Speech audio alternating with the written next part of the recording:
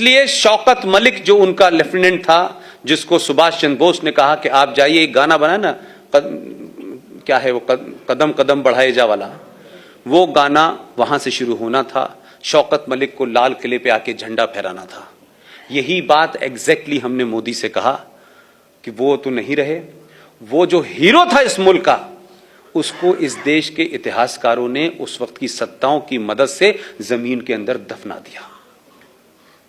हमने सारे कागज निकाले, सारी बातें कही, उन्होंने भी हमारी बात सुनी, और आखिर में ये देश का पहला प्रधानमंत्री है जो 21 अक्टूबर को लाल किले पे गया और एक बयान दिया था। उन्होंने, उसी प्रधानमंत्री ने एक बयान दिया था कि मैं 21 अक्टूबर तो जा रहा हूं, लेकिन लोग मेरे बाल नोच लेंगे। ये उनका ऑफिशियल बयान था, ट्वीट किया था उन्होंने। वो ये जानते थे कि कौन कौन सी ताकतें हैं। वो वहां गए भी, उन्होंने झंडा भी फहराया। लाल किले के अंदर हिंदुस्तान का सबसे बेहतरीन सुभाष चंद्र बोस के ऊपर म्यूजियम बना है, आप लोग जाएं उसको जरूर देखें, क्योंकि हमारे दोस्त प्रोफेसर कपिल कुमार ने बनाया है। ऐसी दुर्लभ चीजें हैं कि आप सोच ही नहीं सकते थे। मैं अभी दिल्ली वापस जाऊंगा, एक बड़ा खुलासा इस देश के सामने होने वाला है। आईएनए का जो खजाना था, उस खजाने में 25 किलो, उस वक्त 25 किलो सोना था। एक अकाउंट मिला है, ये सब सिंगापुर से आ रहा है, सारे डॉक्यूमेंट वेरीफाइड हैं। एक साहब ने ओवरसीज बैंक में अपना अकाउंट खुलवाया था और अंग्रेजों से कहा ये मेरे बैंक में ट्रांसफर कर दो। अंग्रेजों ने मना कर दिया। तो उन्होंने कहा कि हम हिंदुस्तान पाकिस्तान को बराबर बराबर बांटेंगे। तो उन्होंने कहा आप बांटिए, लेकिन मैं पाकिस्तान से मैं बात करूंगा, नहीं तुम नहीं बात करोगे। वो 25 किलो सोना किस जगह है, कैसे खाया गया, कैसे कांग्रेस पार्टी के जवाहरलाल नेहरू के पास वो गया और वो पूरा गायब हो गया। ये पूरा कागजों के साथ में अभी दिल्ली पहुंचने की बात करेंगे हम लोग। ऐसे ही नहीं देश ये गुलाम बना, सिर्फ अंग्रेज बाहर से आ गए इसलिए गुलाम हो गए, क्योंकि यहां अंग्रेजों की आवभगत करने वाले लोग पहले से बैठे हुए थे। इसलिए भारत के अंदर एक और झूठ बोला गया आप सबसे कि 15 अगस्त 1947 को भारत आजाद हुआ है। आप में से कोई इतिहास का प्रोफेसर यहां बैठा हो तो उस कागज को कहीं ढूंढिए जहां लिखा हो कि 15 अगस्त को हमने भारत को आजादी दी थी। यह आजादी का डॉक्यूमेंट है।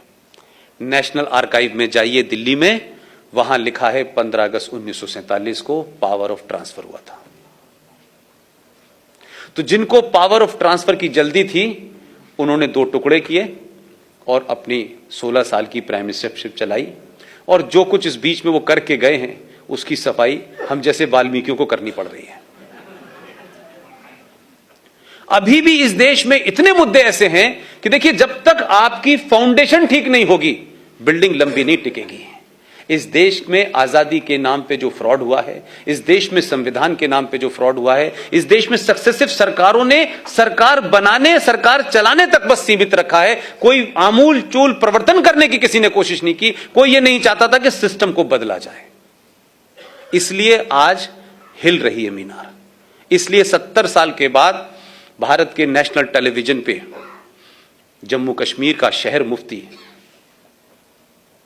टेलीविजन पे आके जब ये कहता है ना कि मात्र हम 7 करोड़ थे तो हमने पाकिस्तान ले लिया था, अब हम 35 करोड़ हैं, हम दोबारा से लेंगे और इस बार हिंदुओं को तय करना है कि वो कहां जाएंगे।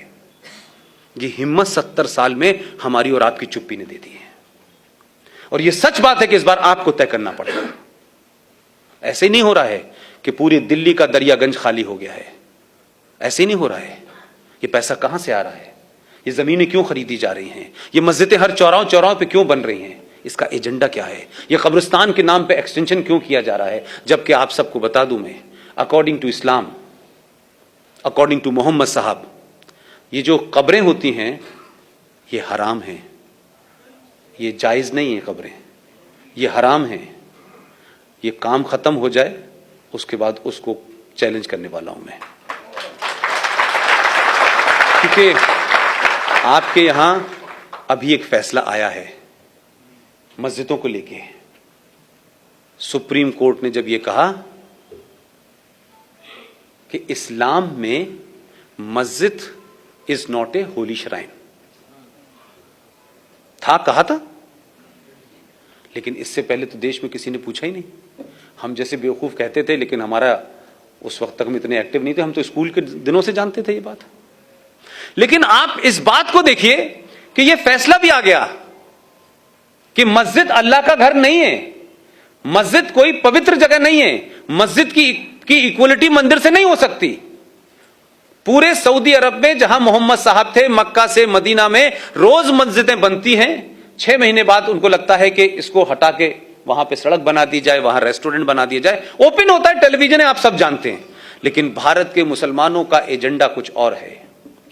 वो एजेंडा सिर्फ ये है कि मस्जिद बनाओ, फिर उसकी सेंसिटिविटी क्रिएट करो, फिर उसके अंदर पंचायत करो। और जो कश्मीर में 1990 में हुआ, मुझे नहीं पता आप में से कितने लोग थे, मेरी नई नई पत्रकारिता शुरू हुई थी, जम्मू कश्मीर में मस्जिदों में हथियार रखे गए, उन मस्जिदों से अजानें दी गई, रात रात भर 500-500 बार, 600-600 बार, कभी किसी मस्जिद से अजान हो रही है, कभी किसी मस्जिद से अजान हो रही है, और सब जगह से अपील की गई कि कश्मीरी हिंदू पंडित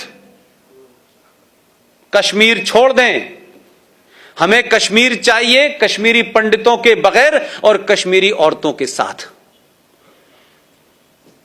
ये तो कल परसों की घटना है, कोई बहुत दूर की नहीं है।